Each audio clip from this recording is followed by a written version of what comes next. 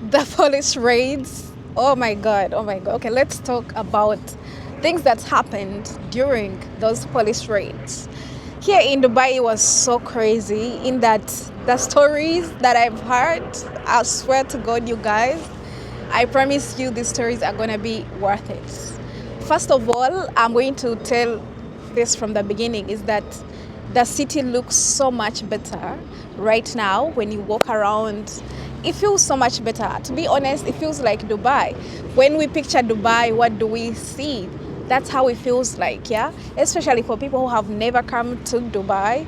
I'm pretty sure you picture the skyscrapers, the beauty. You look behind me, that is not fake, that is real. And this is a public place where people come and hang out. People work out from, around here there is some workout place. I'm gonna try to put some b-rolls and show you guys that this is Dubai. Now this is the Dubai that I signed up for. All the other things that I have talked about before, especially the homelessness, we are going to talk about that in the near future. You might be having questions. Are there still people who are homeless right now in Dubai? You might be having some curiosity. So we are going to talk about all that in the future. But today, let's talk about the stories during the police raids. Because let me tell you, I promise you, I'm still laughing. And I'm the kind of person who laughs at problems. So don't think I'm laughing because it's funny. I'm laughing because it was that bad. When I encounter problems in my life, my best reaction is to laugh. Because I've been through much. And yeah. So one particular one is the building that they raided 5 times. There's a friend of mine, he lives in this building. He has an ID, but he's not employed. He has like a freelance visa and he's doing mobile money. He's from Uganda. So his building was raided 5 times. You guys, I want you to imagine, you live in a building and maybe you don't have a visa. I want you to imagine that you don't have a visa. They are deporting people who don't have visas. And frankly, you are not yet ready to go back home because you still have hope that you're going to get a job. You still have hope that you're going to figure it out. Or whatever you left back home in your country in Africa is so bad that, you'd rather just stay here. And they are raiding this building 5 times, random times, maybe during day or during night. Imagine the chances of you getting caught and being deported. They're raiding the building and every time they come, it's not like they're opening one door. No, they're pulling out everyone and pushing them outside. So let's say the first day you survived because you had gone to the grocery shop and when they came in, you were outside, you have survived. You might think, I think they've done our building. They will not come back. Wrong. It's still 4 more times. So at some point, people... Hold on, why is this time in my mouth? At some point, people started sleeping outside. Like, you just be outside, loitering, moving around. You cannot go inside the building because anytime the police comes, they will be having police on every entrance, on every exit. They will be knocking on doors and making sure everyone is going to come out and everyone is going to present their documents. When they meet you on the way, sometimes it can be like, I have my ID, but you guys caught me at a bad time. I didn't move with it. But when they find you in your room where you sleep, there is no excuse. So imagine you survive maybe the first 2 times. There is still 3 more times. 3 more times, guys. Because you might think, okay, now they've hit our building 2 times. I've been hiding outside, I've been loitering, I've not been entering, so they have not caught me yet. I think we are okay now. Our building is safe. Wrong.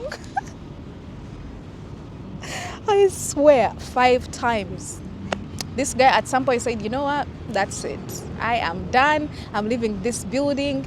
And I'm going to tell you guys the follow-up, especially on that specific building, because it gets worse.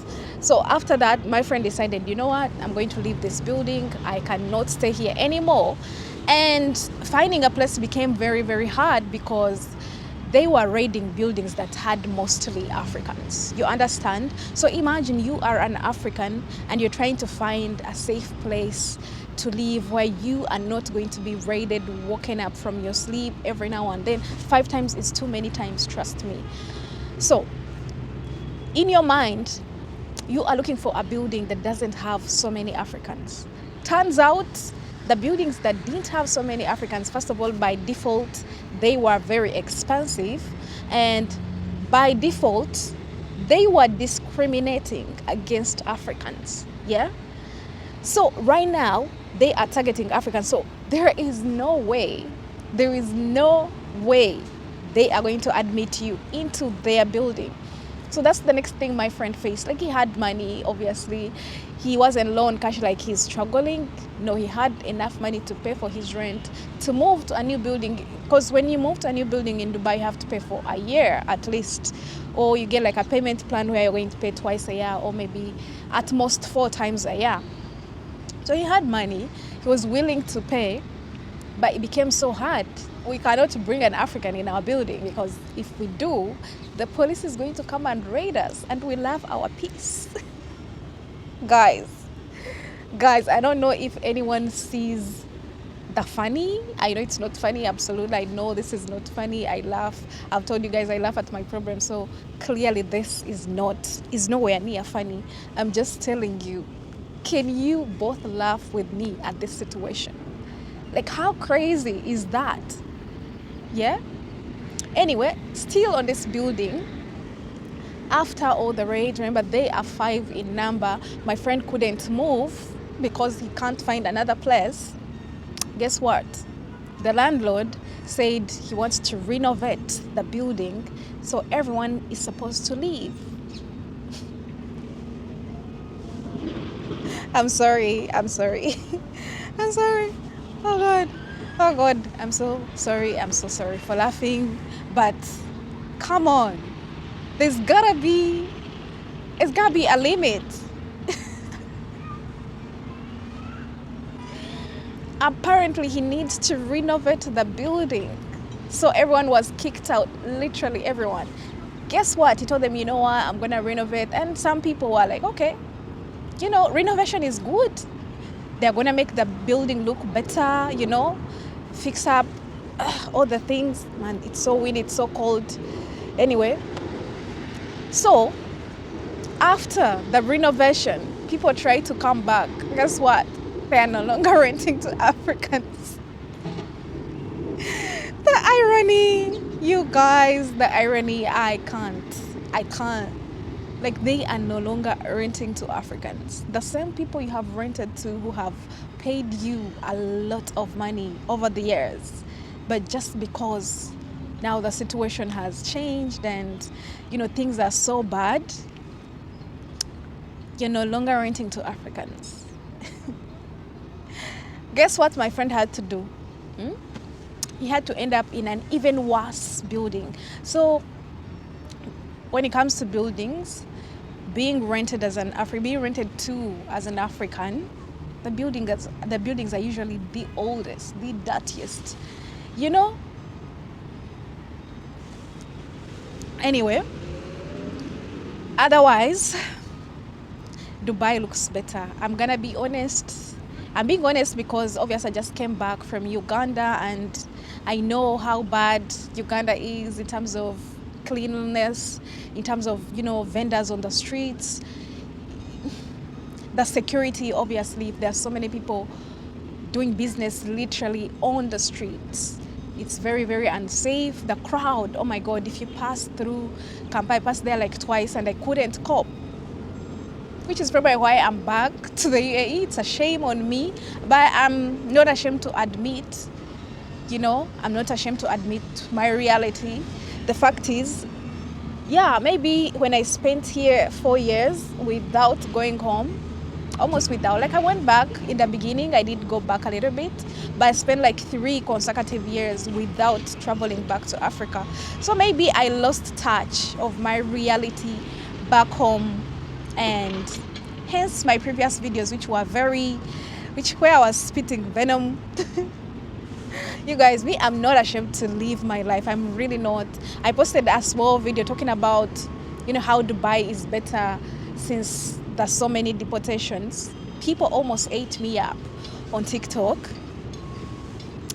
I understand, I do understand, but I'm a very rational person, and even in every aspect of my life, when, for example, I'm having an argument, sometimes I just sit back and try to understand, look at things from the other person's perspective, yeah? And the racism, for example, I believe, I'm going to make a full video about this. I should actually do it right after this. I believe that Africa, if Africa unites, which I believe is going to happen, the true colors of us Africans are going to be shown. And I say that because I know myself. I'm diverse sometimes, and you cannot just approach me anyhow. So imagine when this world started, whatever, Africans also were proud enough to be Africans, like they had that respect from the rest of the world. You guys understand what I'm trying to say, even though I don't have the right words to use. I believe maybe we are not naturally that kind. We are not naturally nice. We are not naturally so welcome. I feel like if the tables were turned, maybe we would also be racist, Yeah, there, I said it. So I'm going to make a full video about this whole racist situation and if the tables were turned, because I've been thinking about it a lot. I believe Africa is going to unite, and Africans, we have been tortured. We are so angry in that if we had any form of power, any form of influence in this world, I believe, yeah. Okay, let's end this video here. See you guys in the next one.